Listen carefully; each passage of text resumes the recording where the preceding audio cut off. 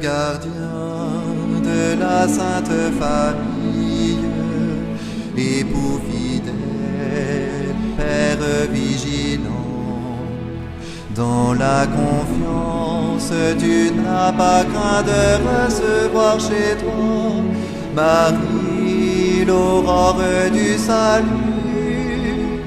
Nous t'honorons, glorieux Saint Joseph, notre soutien quotidien dans le labeur.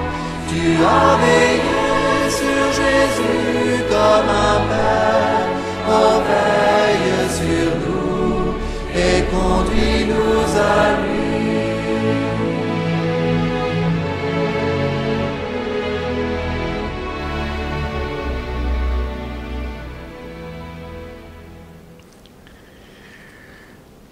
Bonjour, frères et sœurs et nos amis qui nous rejoignent en ligne.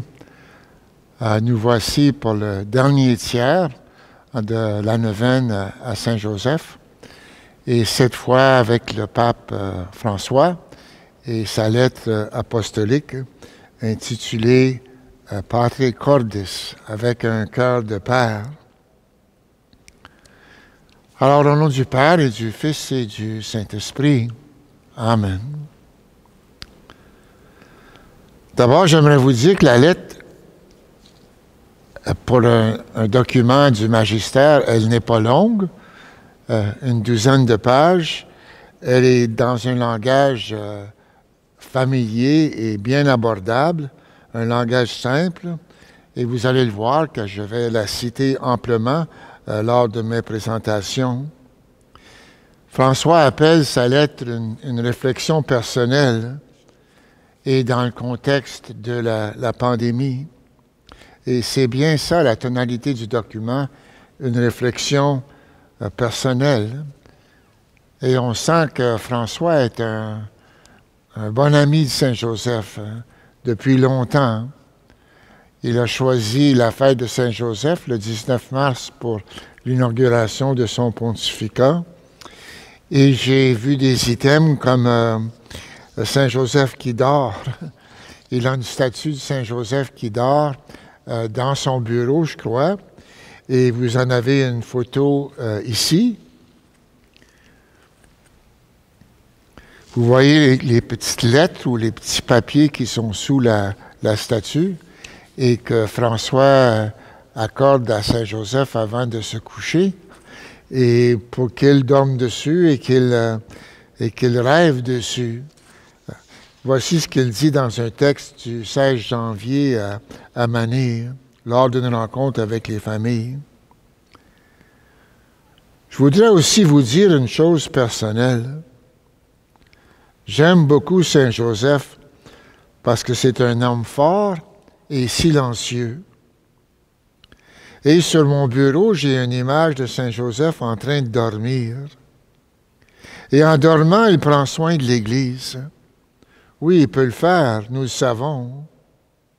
Et quand j'ai un problème, une difficulté, j'écris un billet et je le mets sous Saint-Joseph pour qu'il le rêve.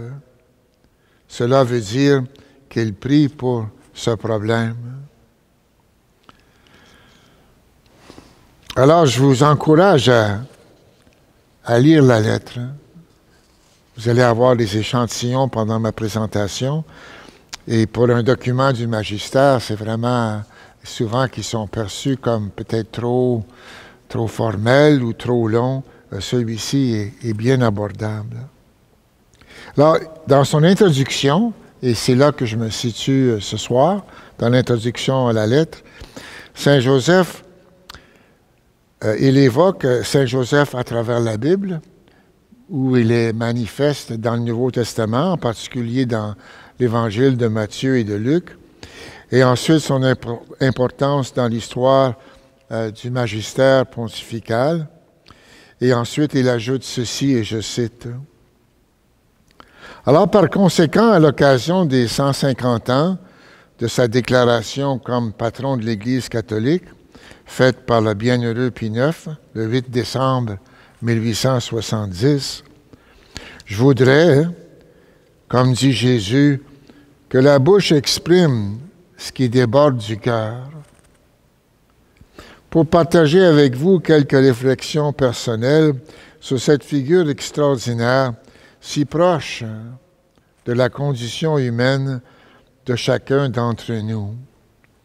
Il nous l'offre comme un ami à s'approprier, nous aussi. Et il continue. Ce désir a mûri au cours de ces mois de pandémie, durant lesquels nous pouvons expérimenter, en pleine crise qui nous frappe, que nos vies sont tissées et soutenues par des personnes ordinaires, souvent oubliées, qui ne font pas la une des journaux et des revues, ni n'apparaissent dans les grands défilés du dernier show, mais qui sans aucun doute sont en train d'écrire aujourd'hui les éléments décisifs de notre histoire. Médecins, infirmiers, infirmières, employés de supermarchés, agents d'entretien, fournisseurs de soins à domicile et transporteurs, forces de l'ordre, volontaires, prêtres religieux et tant d'autres qui ont compris que personne ne se sauve tout seul. Et que de personnes font preuve chaque jour de patience et insufflent l'espérance, en veillant à ne pas créer la panique, mais la co-responsabilité. Que de pères, de mères, de grands-pères, de grands-mères, que d'enseignants montrent à nos enfants, par des gestes simples et quotidiens, comment affronter et traverser une crise en réadaptant les habitudes, en levant le regard et en stimulant la prière. Que de personnes prient, offrent et intercèdent pour le bien de tous. Et il continue, nous pouvons tous trouver en Saint Joseph l'homme qui passe inaperçu. En effet, dans le Nouveau Testament, aucune parole n'est assignée à Saint Joseph. L'homme de la présence quotidienne, discrète et cachée, un intercesseur, un soutien et un guide dans les moments de difficulté.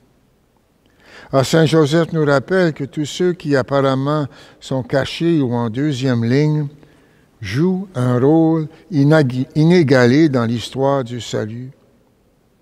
À eux tous, une parole de reconnaissance et de gratitude est adressée. Ça, c'est un thème magnifique et de plus haute importance, le thème de la gratitude. Et dans ce que François dit, tous ces gens qu'on oublie, qu'on tient pour acquis, et qui sont l'infrastructure de nos vies, on devrait faire un examen de conscience là-dessus et scruter notre vécu et tous ceux qu'on oublie et de leur dire merci, soit verbalement ou par quelques signes.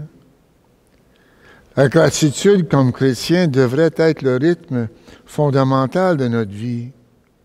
Nous sommes censés être un peuple de gratitude, un peuple Eucharistie, qui fait Eucharistie.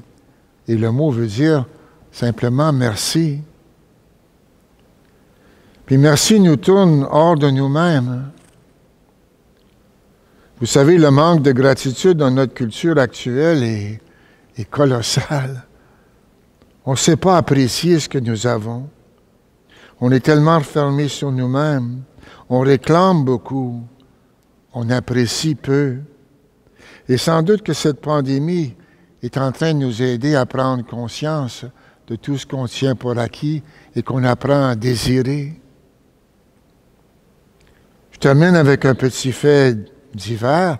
Je regardais une entrevue avec Bill Gates, le philanthrope milliardaire, et à propos du défi écologique de notre planète, il vient d'écrire un livre.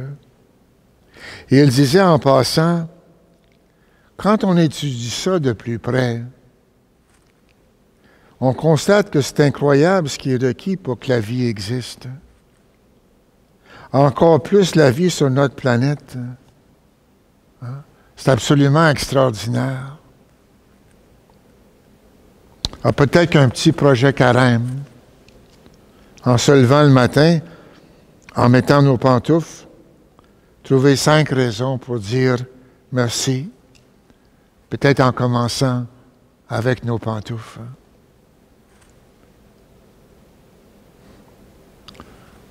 Alors maintenant, prenons la neuvaine pour ce 7e jour. 7e jour, Saint Joseph, modèle de l'homme juste. Tu savais que pour vivre pleinement une vie d'homme, il faut d'abord ajuster son cœur et son esprit à celui du Créateur. Ton Fils ne demandait pas d'abord un extérieur édifiant, des manières pieuses, mais une âme vraiment reliée, accordée à la volonté de Dieu. Accueillir chaque jour la présence de Dieu, vivre avec lui, c'est l'acte central de toute vie humaine. Et comme un instrument bien accordé produit des notes justes, Saint Joseph, tu as su vivre en accord avec Dieu. Et l'Évangile a pu dire que tu étais un homme juste. Pour celui qui te regardait, ta vie pouvait sembler banale, le petit quotidien à reprendre chaque matin les mêmes gestes, répéter des centaines de fois, les mêmes outils, les mêmes mouvements, les mêmes arrêts. Mais tu as su y mettre tant de bonheur et de fidélité que, devant Dieu, tu étais digne de son Fils. Dans un partage d'amour familial, tu as travaillé, vécu, souffert, aimé. Tu as rempli la mission dessus, suivant tes voies tracées par l'intelligence et par l'amour de Dieu. Et dans un effacement discret, tu as réalisé une tâche unique, heureux de te sentir pleinement fidèle. Saint Joseph, apprends-nous à être justes comme toi. Nous voulons passer notre vie en accord avec le Créateur. Enseigne-nous le partage, qui est une forme d'amour. Enseigne-nous surtout la justice, pour que nous puissions faire avec joie la volonté de notre Père qui nous aime. Amen.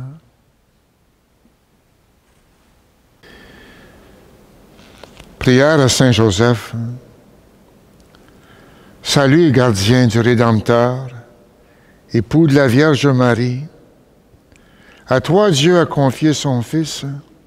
En toi, Marie a remis sa confiance. Avec toi, le Christ est devenu homme. Ô bienheureux Joseph, montre-toi aussi un Père pour nous et conduis-nous sur le chemin de la vie. Obtiens-nous grâce, miséricorde et courage et défends-nous de tout mal. Amen. Le Seigneur soit avec vous. Et avec votre esprit. Et que Dieu Tout-Puissant vous bénisse, le Père, le Fils et le Saint-Esprit. Amen. Allons dans la paix du Christ. Nous rendons grâce à Dieu.